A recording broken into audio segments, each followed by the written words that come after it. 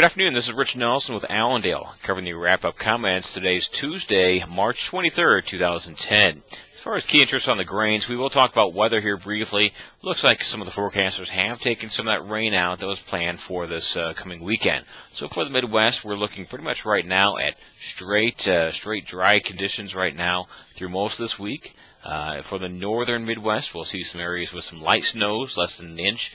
Nothing for the southern areas, or nothing for the central areas, but southern looks like some light, maybe 25 to 3/4 of an inch rains here. And that's, as I said, this is looking for the weekend here. As far as other news we can point to, really things are kind of quieting down.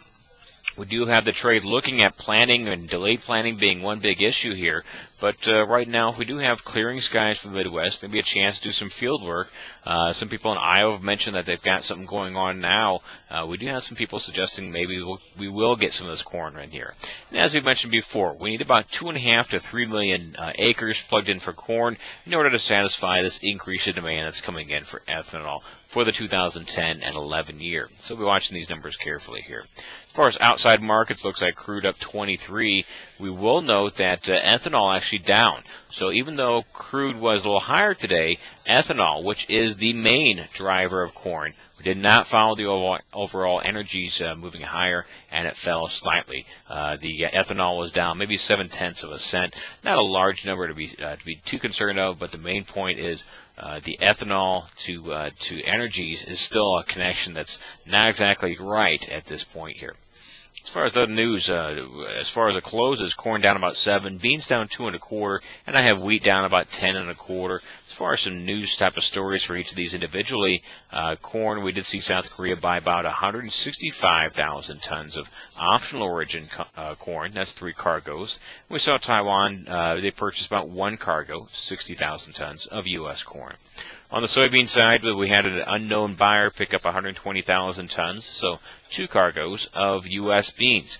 However, that was new crop beans. This follows the series of recent orders that they have made from us. We assume that this unknown is China, that they've made from us of new crop only oriented beans. As far as the wheat, one interesting thing we can point out is the fact that this May wheat contract almost retested those lows we put in just a couple weeks ago. On the May Chicago, that's 475.5, I believe, here. Over on the livestock here today, pretty interesting stories for both cattle and hogs. On the cattle side, we did see a significant price break again for most of these contracts laid out through the summer and even through the late 2010 period. As far as key issues, the market is feeling a little more comfortable, suggesting that maybe this market has found its top here. Interesting to see we did cash cattle trade. Most of it was done yesterday, meaning Monday, and there was some talk, maybe a few scattered sales here today. Most of those sales yesterday, 96 to mostly 97. That was steady to $1 lower in the Central Plains. So cash cattle trading is done for the week. As far as the action here, we actually heard of, as I said, maybe some late sales, some talk, maybe some 95s beginning to show up. And at this point, we don't know if that's actually a volume enough to say it's a true test. So while we do have all this bearish news on cash cattle, we must point out that the midday beef report showed beef prices are still pushing higher. Choice up 143 and select up 162. So while futures are convinced that the top is in, it's interesting to see that wholesale beef continues to push on its climb higher here at this point. Over on the hog side, we did point out that yesterday afternoon in our wrap-up comments that the cold storage report that was out at 2 o'clock was actually a little negative here for hogs. It stopped a string of about 5 months in a row of straight bullish cold storage reports. We, of course, did see a sell-off here in the hogs, and that might have also been tied in with the cattle as well. We do have for the hogs another report coming up, in fact, the big one, up on Friday. That's the quarterly hogs and pigs report, and this is where we give a summary of what's going on in the supply side of the pork sector. And at this point, we're not looking for much change here compared to the last one back in December.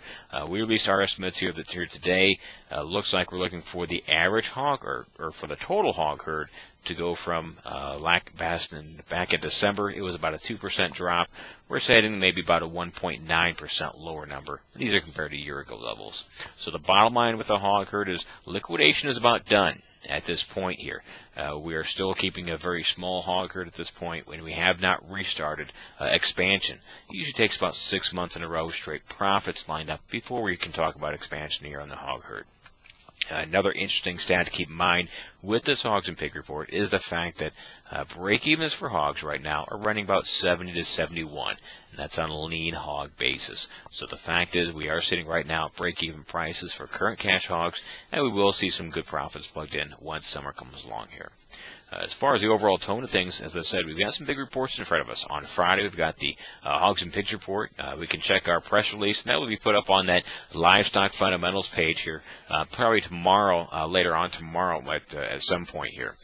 The other one we have, of course, we're all going to talk about is going to be the planning report. That's next Wednesday morning at 7:30. Included, there's actually the prospective plannings report as well as the quarterly grain stocks. Both of those are packaged and will be released at 7:30 here at the same time, and that's, of course, next Wednesday, the 31st. We'll be releasing our estimates here for that planning survey. They'll be actually re-released. Tomorrow is going to be our official press release when that goes out to the news wires. It will hold the exact same numbers that we talked about for planning as our Friday release of the prospective plannings, or of the survey we completed from producers here. So keep on top of that, keep on top of planning, and of course keep on top of what's going on with these changes with the weather side here. My name is Rich Nelson. Hope you have a good trading day and a good trading week.